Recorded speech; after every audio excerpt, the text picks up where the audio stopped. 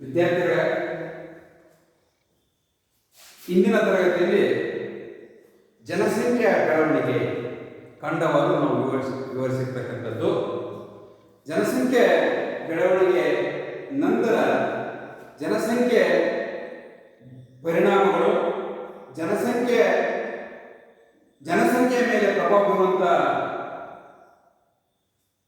ಬೀರುವಂಥ ಅಂಶಗಳು, ಜನಸಂಖ್ಯೆ ಬೆಳವಣಿಗೆಯ ಪರಿಣಾಮಗಳು, ಜನಸಂಖ್ಯೆ ನಿಯಂತ್ರಣದ ಕ್ರಮಗಳನ್ನು ಕುರಿತು ಹಿಂದಿನ ತರಗತಿಯಲ್ಲಿ ನಾವು ಅದರ ಬಗ್ಗೆ ನಾವು ಮಾತಾಡಿದ್ದೇವೆ. ಇಂದು ಜನಸಂಖ್ಯಾ ಆವರ್ತ ಡೆಮೋಗ್ರಫಿಕ್ ಸೈಕಲ್ ಬಹಳ ಇಂಪಾರ್ಟೆಂಟ್ ಪ್ರಶ್ನೆ. 5 ಮಾರ್ಕಿಗೆ ವಾರ್ಷಿಕ ಪರೀಕ್ಷೆಯಲ್ಲಿ ಇದು ಬಹಳ ಇಂಪಾರ್ಟೆಂಟ್ ಪರೀಕ್ಷೆ. ಲಕ್ಷ್ಯ ಕೊಟ್ಟು ಇದನ್ನ ವೀಕ್ಷಣೆ ಮಾಡಬೇಕು. ಜನಸಂಖ್ಯಾ ಆವರ್ತ ಅಂದ್ರೆ ಏನು? ಜನಸಂಖ್ಯಾ ಆವರ್ತ ಅಂದ್ರೆ ಜನಸಂಖ್ಯೆ ಆವರ್ತವು ಅಧಿಕ ಜನನ ಮತ್ತು ಅಧಿಕ ಮರಣಗಳಿಂದ ಅಧಿಕ ಜನನ ಮತ್ತು ಅಧಿಕ ಮರಣಗಳಿಂದ ಕಡಿಮೆ ಜನನ ಹಾಗೂ ಕಡಿಮೆ ಮರಣ ಪ್ರಮಾಣಕ್ಕೆ ಒಂದು ರಾಷ್ಟ್ರ ಪರಿವರ್ತನೆಗೊಂಡು ವಿವಿಧ ಆರ್ಥಿಕ ಬೆಳವಣಿಗೆ ಹಂತಗಳನ್ನು ವಿವರಿಸುವಂತ ಮಾದರಿಯಾಗಿದೆ. ಅಂದ್ರೆ ಒಂದು ರಾಷ್ಟ್ರ ಅಧಿಕ ಜನನ ಅಧಿಕ ಮರಣದೊಂದಿಗೆ ಕಡಿಮೆ ಜನನ ಕಡಿಮೆ ಮರಣ ಪರಿವರ್ತನೆಯಾಗಿ ವಿವಿಧ ಆರ್ಥಿಕ ಚಟುವಟಿಕೆಗಳ ಬಗ್ಗೆ ವಿವರಿಸುವಂತ ಮಾದರಿ. ಈ ಮಾದರಿ ಕೈಗಾರಿಕೀಕರಣ ಆಗಕ್ಕಿಂತ ಪೂರ್ವದಿಂದ ಕೈಗಾರಿಕೀಕರಣ ನಂತರದ ಆರ್ಥಿಕ ಸ್ಥಿತಿಗತಿಗಳನ್ನ ಒಳಗೊಂಡಿರುತ್ತೆ. ಅಂದ್ರೆ ಕೈಗಾರಿಕೀಕರಣದ ಪೂರ್ವದಲ್ಲಿ, ಕೈಗಾರಿಕೀಕರಣ ಆದಮೇಲೆ ನಂತರದ ಆರ್ಥಿಕ ಸ್ಥಿತಿಗತಿಗಳನ್ನ ಈ ಜನಸಂಖ್ಯೆ ಆವರ್ತ ಒಂದು ಒಳಗೊಂಡಿರ್ತಕ್ಕಂಥದ್ದು. ಈ ವಿವರಣೆಯನ್ನ ಅಮೆರಿಕದ ಜನಸಂಖ್ಯಾ ತಜ್ಞನಾಗಿರ್ತಕ್ಕಂಥ ಡಬ್ಲ್ಯೂ.ಎಸ್. ಥಾಮ್ಸನ್ ಈ ಜನಸಂಖ್ಯಾ ಆವರ್ತದ ವಿವರಣೆಯನ್ನ ಅಮೆರಿಕದ ಜನಸಂಖ್ಯಾ ತಜ್ಞನಾಗಿರ್ತಕ್ಕಂಥ ಡಬ್ಲ್ಯೂ.ಎಸ್. ಥಾಮ್ಸನ್ ವಿಶ್ಲೇಷಣೆಯನ್ನು ಆಧರಿಸಿದೆ. ಅಂದ್ರೆ ಜನಸಂಖ್ಯಾ ಆವರ್ತವು ಪ್ರಮುಖವಾಗಿ 5 ಹಂತಗಳನ್ನು ಒಳಗೊಂಡಿದೆ. ಆದರೆ ಮೂಲ ಜನಸಂಖ್ಯೆ ಆವರ್ತದ ಮಾದರಿ ಕೇವಲ 4 ಹಂತಗಳನ್ನು ಹೊಂದಿತ್ತು. ಆದರೆ ಇವತ್ತು ಜನಸಂಖ್ಯೆ ಆವರ್ತದ ಹಂತಗಳು 5. ಮೊದಲನೇ ಹಂತ ಸ್ಥಿರ ಜನಸಂಖ್ಯೆ ಹಂತ, ಎರಡನೇ ಹಂತ ಜನಸಂಖ್ಯೆ ವೃದ್ಧಿ ಆರಂಭದ ಹಂತ, ಮೂರನೇ ಹಂತ ವಿಸ್ತಾರಗೊಳ್ಳುತ್ತಿರುವ ಹಂತ, 4ನೇ ಹಂತ ಕಡಿಮೆ ಸ್ಥಿರತೆಯ ಹಂತ, 5ನೇ ಹಂತ ಇಳಿಕೆ ಹಂತ. ಈ ಪರಿಸ್ಥಿತಿ ಕೊನೆಯದಾಗಿರ್ತಕ್ಕಂಥ ಹಂತ. ಹಾಗಾದ್ರೆ ಮೊದಲನೇ ಹಂತ ಸ್ಥಿರ ಜನಸಂಖ್ಯೆ ಹಂತ. ಏನ್ ಮೊದಲನೇ ಹಂತ ಸ್ಥಿರ ಜನಸಂಖ್ಯೆ ಅಂತಂದ್ರೆ, ಈ ಜನಸಂಖ್ಯೆ ಆವರ್ತದ ಮೊದಲನೇ ಹಂತ ಅಧಿಕ ಜನನ ಮತ್ತು ಅಧಿಕ ಮರಣ ಪ್ರಮಾಣದಿಂದ ಕೂಡಿತ್ತು. ಇಂತಹ ರಾಷ್ಟ್ರಗಳು ಆರ್ಥಿಕವಾಗಿ ಅತಿ ಹಿಂದುಳಿದಿದ್ವು. ಅಂದ್ರೆ ಮೊದಲನೇ ಹಂತ ಸ್ಥಿರ ಜನಸಂಖ್ಯೆ ಹಂತದನ್ನ ಹೇಳ್ತದಾನೆ. ಇದು ವಾರ್ಷಿಕ ಪರೀಕ್ಷೆಯಲ್ಲಿ 5 ಹಂತಕ್ಕೆ ಬಂದೇ ಬರುತ್ತೆ. ಈ ಪ್ರಶ್ನೆ ಬಹಳ ಇಂಪಾರ್ಟೆಂಟ್ ಇರ್ತಕ್ಕಂಥದ್ದು. ಇದನ್ನು ಸರಿಯಾದ ರೀತಿಯಲ್ಲಿ ವಿಶ್ಲೇಷಿಸಬೇಕು, ವೀಕ್ಷಿಸಬೇಕು, ತಿಳ್ಕೋಬೇಕು. ಮೊದಲನೇ ಹಂತ ಸ್ಥಿರ ಜನಸಂಖ್ಯೆ ಹಂತ. ಈ ಹಂತದಲ್ಲಿ ಅಧಿಕ ಜನನ ಮತ್ತು ಅಧಿಕ ಮರಣ ಪ್ರಮಾಣದಿಂದ ಕೂಡಿದ್ದು ಇಂತಹ ರಾಷ್ಟ್ರಗಳು ಆರ್ಥಿಕವಾಗಿ ಅತಿ ಹಿಂದುಳಿದಿದ್ದು. ಪ್ರಪಂಚದಲ್ಲಿ ಕ್ರಿಸ್ತಶಕ 1750 ಕ್ರಿಸ್ತಶಕ 1750 ಈ 50 ಕ್ಕಿಂತ ಹಿಂದಿನ ಅವಧಿಯನ್ನ ಮೊದಲನೇ ಹಂತ ಎಂದು ಕರೆಯುತ್ತೇವೆ. ಅಂದ್ರೆ ಮೊದಲನೇ ಹಂತ ಏನು ಸ್ಥಿರ ಜನಸಂಖ್ಯೆ ಹಂತ ಇದೆಯಲ್ಲ, ಈ ಸ್ಥಿರ ಜನಸಂಖ್ಯೆ ಹಂತದ್ದು ಯಾವ ಮಾದರಿ ಅಂತ, ಈ ಮಾದರಿ ಹೆಂಗಿದೆ ಅಂದ್ರೆ ಅಧಿಕ ಜನನ ಅಧಿಕ ಮರಣದಿಂದ ಕೂಡಿತ್ತು. ಅಧಿಕ ಜನನ ಅಧಿಕ ಮರಣ ಅಂದ್ರೆ ಹುಟ್ಟೋ ಜನಸಂಖ್ಯೆ ಹಂಗ ಇತ್ತು, ಸಾಯ ಜನಸಂಖ್ಯೆ ಹಂಗ ಇತ್ತು. ಇಂಥ ಒಂದು ಪರಿಸ್ಥಿತಿ ಯಾವ ರಾಷ್ಟ್ರಗಳಲ್ಲಿದ್ದು ಆ ರಾಷ್ಟ್ರಗಳು ಅತಿ ಹಿಂದುಳಿದಿದ್ವು. ಯಾಕೆಂದ್ರೆ ಹುಟ್ಟುತ್ತಿದ್ರು ಸಾಯ್ತಿದ್ರು. ಈ ಬ್ಯಾಲೆನ್ಸೇ ಆಗ್ತಾ ಹೊರತು ದೇಶದ ಆರ್ಥಿಕ ಅಭಿವೃದ್ಧಿ ಆಗ್ತಿರಲಿಲ್ಲ. ಅಧಿಕ ಜನನ ಅಧಿಕ ಮರಣ ಎರಡು ಸಮನಾಗಿತ್ತು. ಹಾಗಾಗಿ ಈ ಮೊದಲನೇ ಹಂತವನ್ನ ಪ್ರಪಂಚದಲ್ಲಿ ಕ್ರಿಸ್ತಶಕ 1750 ಕ್ಕಿಂತ ಹಿಂದಿನ ಅವಧಿಯನ್ನ ಮೊದಲನೇ ಹಂತ ಎಂದು ಪರಿಗಣಿಸಿ. ಆದರೆ ಭಾರತದಲ್ಲಿ ನಮ್ಮ ದೇಶದಲ್ಲಿ ಕ್ರಿಸ್ತಶಕ 1920 ಇಲ್ಲಿಗೆ 100 ವರ್ಷ. ಹೀಗೆ 100 ವರ್ಷ ಈ ಭಾರತದಲ್ಲಿ ಮೊದಲನೇ ಅವಧಿಯನ್ನ ಹಂತ ಎಂದು ಪರಿಗಣಿಸಿದ್ವಿ. 1920 ಕ್ರಿಸ್ತಶಕ 1920 ವರೆಗಿನ ಅವಧಿಯನ್ನ ಭಾರತದಲ್ಲಿ ಮೊದಲನೇ ಹಂತ ಸ್ಥಿರ ಜನಸಂಖ್ಯೆ ಅಂತ ಎಂದು ಪರಿಗಣಿಸಲಾಯಿತು. ಬಹುಶಃ ನಮ್ಮ ಭಾರತ ದೇಶಕ್ಕೆ 100 ವರ್ಷ ಆಯಿತು ಸ್ಥಿರ ಜನಸಂಖ್ಯೆ ಅಂತ ಅಂದ್ರೆ 1920, ಈಗ 2020. ಬಹುಶಃ ನಮಗೆ ಅನಿಸುತ್ತೆ ಇವತ್ತು ಏನು ಕೊರೋನಾ ಅನ್ನೋದೇನು COVID-19 ಅನ್ನೋದೇನಿದೆಯಲ್ಲ, ಜನಸಂಖ್ಯೆ ನೋಡಿ ಏನಿಲ್ಲ, ಹುಟ್ಟೋದು ಮತ್ತು ಸಾಯೋದು, ಹುಟ್ಟೋದಕ್ಕಿಂತ ಸಾಯೋದು ಪ್ರಮಾಣ ಈಗ ಯಾವ ರೀತಿಯಲ್ಲಿ ಬದಲಾವಣೆ ಆಗ್ತಿದೆ. ಇವತ್ತು 100 ವರ್ಷ ನಾವು ಸ್ಥಿರ ಜನಸಂಖ್ಯೆ ಹಂತವನ್ನ ಪ್ರಪಂಚ 1750 ಹಿಂದಿನ ಅವಧಿಯನ್ನ ಸ್ಥಿರ ಜನಸಂಖ್ಯೆ ಅಂತ ತಿಳ್ಕೊಂಡಿದ್ದು. ಆದರೆ ನಮ್ಮ ರಾಷ್ಟ್ರ ಕ್ರಿಸ್ತಶಕ 1020 ಸ್ಥಿರ ಜನಸಂಖ್ಯೆ ಎಂದು ಪರಿಗಣಿಸಿದೆ. ಇಲ್ಲಿಗೆ 100 ವರ್ಷದ ಅವಧಿ. ಅಂದ್ರೆ ಜನನ ಮರಣಗಳೆರಡು ಅಧಿಕವಾಗಿದ್ದು ಜನಸಂಖ್ಯೆ ಹೆಚ್ಚಳ ಸ್ಥಿರವಾಗಿದ್ದು ಸಾಂಕ್ರಾಮಿಕ ರೋಗಗಳು ಸಾಮಾನ್ಯವಾಗಿದ್ದು. ನಮ್ಮ ಭಾರತದಲ್ಲಿ ಜನನ ಮರಣ ಸಾಮಾನ್ಯವಾಗಿದ್ದು ಹೆಚ್ಚಳವಾಗಿದ್ದು ಅಧಿಕವಾಗಿದ್ದು ಜನಸಂಖ್ಯೆ ಹೆಚ್ಚಳ ಸ್ಥಿರವಾಗಿದ್ದು. ಆದರೆ ಸಾಂಕ್ರಾಮಿಕ ರೋಗಗಳು 1920ರಲ್ಲಿ ನಮ್ಮ ಭಾರತದಲ್ಲಿ ಸಾಂಕ್ರಾಮಿಕ ರೋಗಗಳು ಜಾಸ್ತಿ ಇತ್ತು. ಹಾಗಾಗಿ ಅಧಿಕ ಜನನ ಅಧಿಕ ಮರಣದಿಂದ ಕೂಡಿರ್ತಕ್ಕಂಥದ್ದು ಸ್ಥಿರ ಜನಸಂಖ್ಯೆ ಅಂತ ನಾವು ಪರಿಗಣಿಸಿದ್ದೆ ಕ್ರಿಸ್ತಶಕ 1920. ಇನ್ನು ಎರಡನೇದು ಜನಸಂಖ್ಯೆ ವೃದ್ಧಿ ಆರಂಭದ ಹಂತ. ಜನಸಂಖ್ಯೆ ವೃದ್ಧಿ ಆರಂಭದ ಹಂತ. ಮೊದಲನೇ ಹಂತ ಸ್ಥಿರ ಜನಸಂಖ್ಯೆ ಅಂತ ಆಯ್ತು. ಎರಡನೇ ಹಂತ ಜನಸಂಖ್ಯೆ ವೃದ್ಧಿ ಆರಂಭದ ಹಂತ.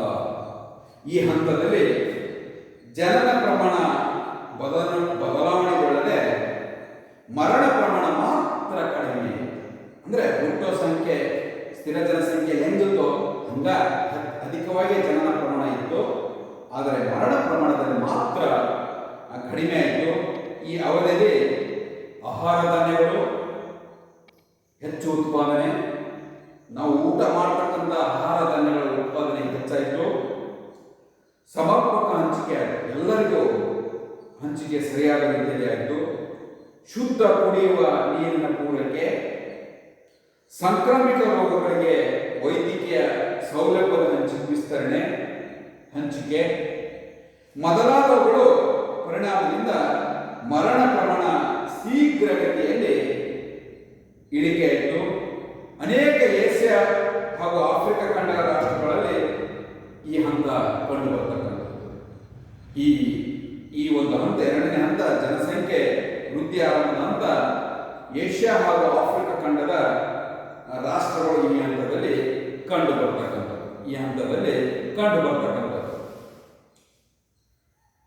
ಮೊದಲನೇ ಹಂತ ಸ್ಥಿರ ಜನಸಂಖ್ಯೆ ಅಂತ, ಎರಡನೇ ಹಂತ ಜನಸಂಖ್ಯೆ ವೃದ್ಧಿ ಆರಂಭ ಅಂತ. ಅಂದ್ರೆ ಸ್ಥಿರ ಜನಸಂಖ್ಯೆ ಹಂತದಲ್ಲಿ ಹುಟ್ಟು ಸಾವು, ಹುಟ್ಟೋದು ಮತ್ತು ಮರಣ ಹೊಂದೋದು ಸಮನಾಗಿದ್ದು, ಹಾಗಾಗಿ ಆವಾಗ ದೇಶದ ಆರ್ಥಿಕ ಪರಿಸ್ಥಿತಿ, ಪ್ರತಿ ರಾಷ್ಟ್ರದ ಆರ್ಥಿಕ ಪರಿಸ್ಥಿತಿ ಗಂಭೀರವಾಗಿತ್ತು. ಆದರೆ ಆ ಸ್ಥಿರ ಜನಸಂಖ್ಯೆ ಹಂತವನ್ನ ಪ್ರಪಂಚದಲ್ಲಿ 1750ರ ಹಿಂದಿನ ಅವಧಿಯಲ್ಲಿ ತಿಳ್ಕೊಂಡ್ರು. ಆದರೆ ನಮ್ಮ ರಾಷ್ಟ್ರ, ಭಾರತ ರಾಷ್ಟ್ರ ಕ್ರಿಸ್ತಶಕ 1920 100 ವರ್ಷದ ಅವಧಿಯಲ್ಲಿ ನಾವು ಸ್ಥಿರ ಜನಸಂಖ್ಯೆ ಹಂತದಲ್ಲಿ ಇದ್ದೀವಿ. ಎರಡನೇ ಹಂತ ಜನಸಂಖ್ಯೆ ವೃದ್ಧಿ ಆರಂಭದ ಹಂತ. ಬಹುಶಃ ಈ ಹಂತದಲ್ಲಿ ಜನನ ಪ್ರಮಾಣ ಏನು ಸ್ಥಿರ ಜನಸಂಖ್ಯೆ ಹಂತದಲ್ಲಿ ಇತ್ತಲ್ಲ, ಅಧಿಕ ಜನನ ಅದೇ ರೀತಿ ಇತ್ತು. ಆದರೆ ಮರಣ ಪ್ರಮಾಣ ಮಾತ್ರ ಬದಲಾಯಿತು, ಅಂದರೆ ಕಡಿಮೆ ಆಯಿತು. ಇದಕ್ಕೆ ಕಾರಣ ಆಹಾರ ಧಾನ್ಯಗಳ ಹೆಚ್ಚಳ, ಉತ್ಪಾದನೆ ಹೆಚ್ಚಳ ಎಲ್ಲರಿಗೂ ಮುಟ್ಟುವ ರೀತಿಯಲ್ಲಿ ಆಯಿತು. ನಂತರ ಸಂಕ್ರಾಮಕ ರೋಗಗಳಿಗೆ ವೈದ್ಯಕೀಯ ಸೌಲಭ್ಯದ ಹಂಚಿಕೆ, ವಿಸ್ತರಣೆ, ಪ್ರತಿ ಜನರಿಗೆ ಕುಡಿಯಲಿಕ್ಕೆ ನೀರು, ಶುದ್ಧವಾಗಿರ್ತಕ್ಕಂಥ ನೀರು, ಇವೆಲ್ಲವೂ ಸೌಲಭ್ಯದ ವಿಸ್ತರಣೆಯಿಂದ ಜನನ ಪ್ರಮಾಣ ಸಮನಾಗಿತ್ತು, ಅಧಿಕವಾಗಿತ್ತು. ಆದರೆ ಮರಣ ಪ್ರಮಾಣ ಮಾತ್ರ ಬದಲಾವಣೆ ಇತ್ತು, ಅಂದರೆ ಸಾಯುವ ಸಂಖ್ಯೆ ಕಡಿಮೆ ಇತ್ತು. ಇಂಥ ಒಂದು ಮಾದರಿಯಲ್ಲಿ ಏಷ್ಯಾ ಹಾಗೂ ಆಫ್ರಿಕಾ ಖಂಡದ ರಾಷ್ಟ್ರಗಳು ಈ ಹಂತದಲ್ಲಿ ಕಂಡು ಬಂದಿರತಕ್ಕಂಥದ್ದು. ಇನ್ನು ಮೂರನೇ ಹಂತ ವಿಸ್ತಾರಗೊಳ್ಳುತ್ತಿರುವ ಹಂತ. ನೆನಪಿಡಬೇಕು ವಿದ್ಯಾರ್ಥಿಗಳೇ, ಸ್ಥಿರ ಜನಸಂಖ್ಯೆ ಅಂತ ಇಲ್ಲಿ ಹುಟ್ಟು ಸಾವು ಸಮನಾಗಿತ್ತು. ಇಲ್ಲಿ ವೃದ್ಧಿ ಆರಂಭದಂತ ಜನಸಂಖ್ಯೆ, ಜನನ ಹುಟ್ಟೋದು ಹಾಗೆ ಇತ್ತು ಇಲ್ಲಿದ್ದಂಗೆ, ಮೊದಲನೇ ಹಂತದಲ್ಲಿದ್ದಂಗೆ. ಆದರೆ ಸಾಯೋದು ಮಾತ್ರ ಬದಲಾವಣೆ ಇತ್ತು. ಬದಲಾವಣೆ ಆಗಿದೆ. ಅದರಿಂದ ವೈದ್ಯಕೀಯ ಸೌಲಭ್ಯಗಳ ವಿಸ್ತರಣೆ, ಆಹಾರ ಧಾನ್ಯದ ಉತ್ಪಾದನೆ ಹೆಚ್ಚಳ, ಶುದ್ಧ ಕುಡಿಯುವ ನೀರು, ಎಲ್ಲವೂ ಸೌಲಭ್ಯಗಳು ವಿಸ್ತಾರ ಆದಾಗ ಮರಣ ಪ್ರಮಾಣ ಮಾತ್ರ ಎರಡನೇ ಹಂತದಲ್ಲಿ ಕಡಿಮೆ. ಇನ್ನು ಮೂರನೇ ಹಂತದಲ್ಲಿ ವಿಸ್ತಾರಗೊಳ್ಳುತ್ತಿರುವಂತ ನಂತರ ಇಲ್ಲಿ ಕೂಡ ಈ ಹಂತದಲ್ಲಿ ಮರಣ ಪ್ರಮಾಣದೊಂದಿಗೆ ಜನನ ಪ್ರಮಾಣ ಸಹ ಕಡಿಮೆ ಆಗುತ್ತಿರ್ತಕ್ಕಂಥದ್ದು. ಮರಣ ಪ್ರಮಾಣದೊಂದಿಗೆ ಜನನ ಪ್ರಮಾಣವು ಸಹ ಕಡಿಮೆಯಾಗುತ್ತಿರುತ್ತದೆ. ಆದರೆ ಜನನ ಪ್ರಮಾಣ ದರ ಮರಣ ಪ್ರಮಾಣ ದರಕ್ಕಿಂತ ಅಧಿಕವಾಗಿರುವುದರಿಂದ ಜನಸಂಖ್ಯೆ ಬೆಳವಣಿಗೆ ವಿಸ್ತಾರವಾಯಿತು. ಜನಸಂಖ್ಯೆ ಬೆಳವಣಿಗೆ ಹೆಚ್ಚು ಕಂಡು ಬಂದಿರತಕ್ಕಂಥದ್ದು. ಯಾಕಂದ್ರೆ ನಗರೀಕರಣದ ಬೆಳವಣಿಗೆ, ಜೀವನೋಪಾಯ ಕೃಷಿ ಪದ್ಧತಿಯಲ್ಲಿ ಇಳಿಕೆ, ಸ್ತ್ರೀ ಸ್ಥಾನಮಾನ ಮತ್ತು ಶಿಕ್ಷಣದ ಹೆಚ್ಚಳ, ಬಾಲ ಕಾರ್ಮಿಕ ಸಂಖ್ಯೆಯಲ್ಲಿ ಇಳಿಕೆ ಮುಂತಾದವು ಈ ಹಂತದ ಪ್ರಮುಖ ಲಕ್ಷಣಗಳಾಗಿರ್ತಕ್ಕಂಥದ್ದು. ಭಾರತ ಈ ಹಂತದಲ್ಲಿ ಕಂಡು ಬರ್ತಕ್ಕಂಥದ್ದು. ಭಾರತ ಈ ಮೂರನೇ ವಿಸ್ತಾರಗೊಳ್ಳುತ್ತಿರ್ತಕ್ಕಂಥ ಹಂತದಲ್ಲಿ ಕಂಡು ಬರ್ತಕ್ಕಂಥದ್ದು. ಇನ್ನೊಂದ್ಸಲ ಸರಿಯಾಗಿ ತಿಳ್ಕೊಳ್ಳಿ. ಮೂರನೇ ಹಂತದಲ್ಲಿ ಮರಣ ಪ್ರಮಾಣದೊಂದಿಗೆ ಜನನ ಪ್ರಮಾಣ ಸಹ ಕಡಿಮೆ ಆಗ್ತಕ್ಕಂಥದ್ದು. ಆದರೆ ಜನನ ದರ ಮರಣ ದರಕ್ಕಿಂತ ಅಧಿಕವಾಗಿರುವುದರಿಂದ ಜನಸಂಖ್ಯೆ ಬೆಳವಣಿಗೆ ಹೆಚ್ಚು ಕಂಡು ಬಂತು. ನಗರೀಕರಣದ ಬೆಳವಣಿಗೆ, ನಗರಗಳ ಬೆಳವಣಿಗೆ, ಇವತ್ತು ನಮ್ಮ ಅರಣ್ಯಗಳು ಸುತ್ತಮುತ್ತ ಯಾವ ರೀತಿ ಬೆಳವಣಿಗೆ ಇದೆ, ಅಭಿವೃದ್ಧಿ ಆಗಿದೆ. ಜೊತೆಗೆ ಕೃಷಿ ಪದ್ಧತಿಯಲ್ಲಿ ಇಳಿಕೆ, ಸ್ತ್ರೀಯರ ಸ್ಥಾನಮಾನ ಮತ್ತು ಶಿಕ್ಷಣದ ಹೆಚ್ಚಳ, ಬಾಲ ಕಾರ್ಮಿಕರ ಸಂಖ್ಯೆಯಲ್ಲಿ ಇಳಿಕೆ ಮುಂತಾದವು ಈ ಹಂತದ ಪ್ರಮುಖ ಲಕ್ಷಣಗಳಾಗಿವೆ. ಈ ಒಂದು ಹಂತದಲ್ಲಿ ಕಂಡು ಬರ್ತಕ್ಕಂಥದ್ದು ನಮ್ಮ ರಾಷ್ಟ್ರ. ಇನ್ನು ನಾಲ್ಕನೇ ಹಂತ ಕಡಿಮೆ ಸ್ಥಿರತೆಯ ಹಂತ. ನಾಲ್ಕನೇ ಹಂತದಲ್ಲಿ ಕೂಡ ಜನನ ಪ್ರಮಾಣ ಮತ್ತು ಮರಣ ಪ್ರಮಾಣ ಒಂದೇ ಹಂತದಲ್ಲಿ ಇರುವುದರಿಂದ ಜನಸಂಖ್ಯೆ ಬೆಳವಣಿಗೆಯಲ್ಲಿ ಸ್ಥಿರತೆ ಕಂಡುಬಂತು.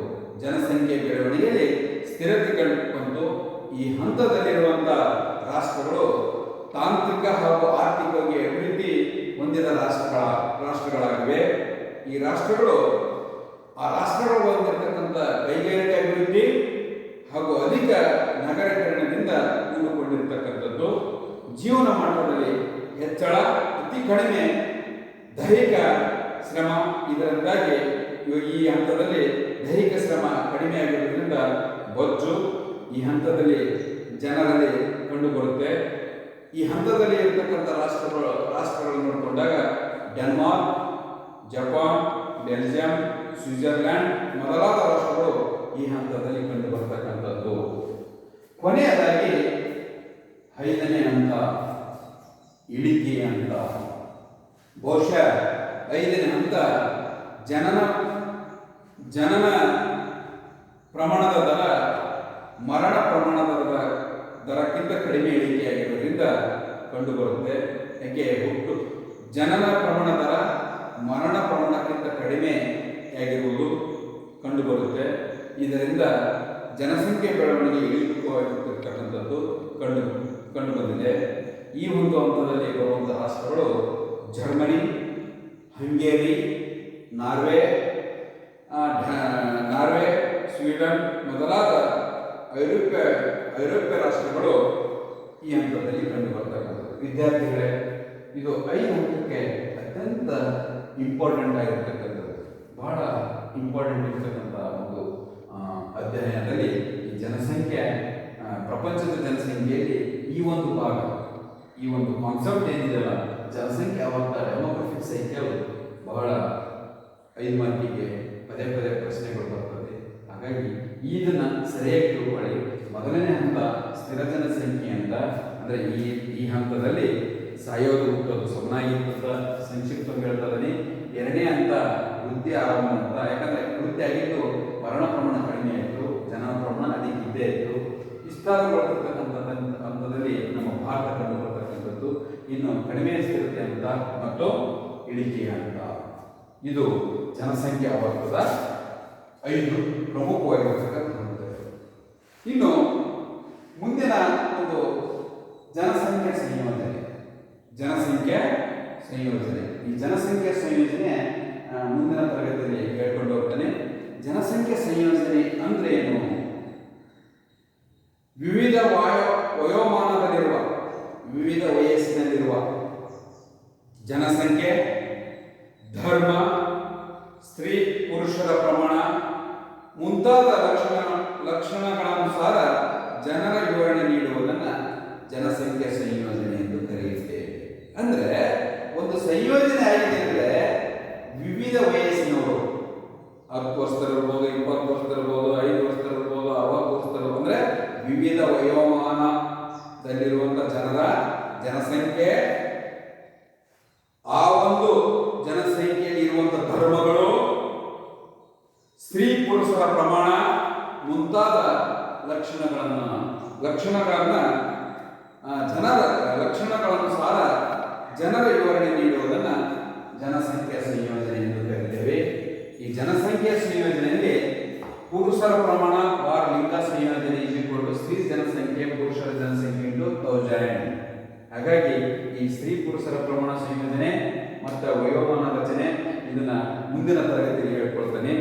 ಈ ಅತ್ಯಂತ ಮುಖ್ಯವಾಗಿರ್ತಕ್ಕಂಥ ಪ್ರಶ್ನೆ ಜನಸಂಖ್ಯಾ ಆವರ್ತ ಡೆಮೋಗ್ರಫಿಕ್ ಸೈಕಲ್. ಈ 5 ಹಂತಗಳನ್ನು ಸರಿಯಾದ ರೀತಿಯಲ್ಲಿ ತಿಳ್ಕೊಳ್ಳಿ ಅಂತ ಹೇಳ್ತಾ ನಿಮ್ಗೆಲ್ಲರಿಗೆ ಶುಭವಾಗಲಿ. ಜೈ ಹಿಂದ್.